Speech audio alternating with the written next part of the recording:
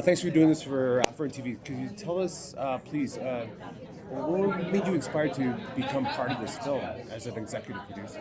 So one of the co-founders is actually a very close friend. And I remembered I had a conversation maybe a month prior, and I was telling him that I wanted to diversify my portfolio into more projects that had social impact. Right. And in that particular moment, he said, "You know what, Dr. J, I think I have something for you. Let me circle back."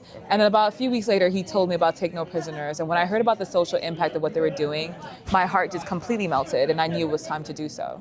And of course, this is Vanity Fair's first ever film documentary. Correct. Tell us about how do you feel about being part of this project, because it's the first time for Vanity Fair. I think I love the fact that Vanity Fair is taking a stance on social impact and giving back and doing amazing things.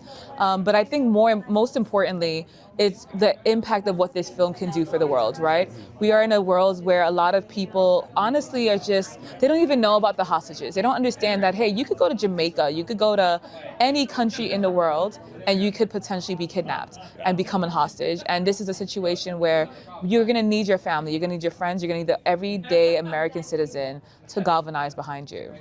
Okay, so tell us what kind of impact do you think this film is going to make towards the audiences here at South by Southwest? I'm really, hoping that they see how we, the everyday people, the power that we have when we put our votes together. We're looking at a situation where not everyone's too happy with what's happening in government right now.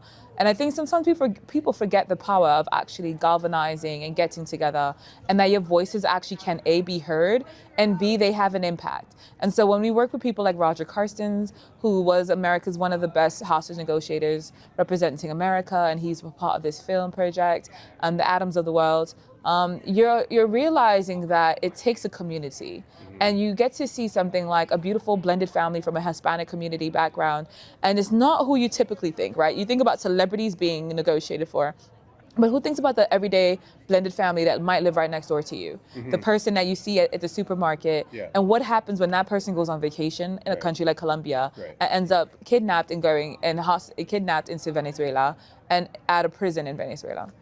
How does it feel to be here at South by Southwest with this film and being part of it? It's beautiful. It's my first South by Southwest experience. It's been a little bit overwhelming because that app has so many different events and panels and just amazing things happening. And I will say that I just love the structure and the flow of it all. Yeah. Everyone's becoming family over this last couple of days that I've been here. I leave tomorrow and I almost was like, next time maybe I need to plan this a little bit better to be here for like a week. Yes. Thank you so much for your time. Thank you for having me, Fernando.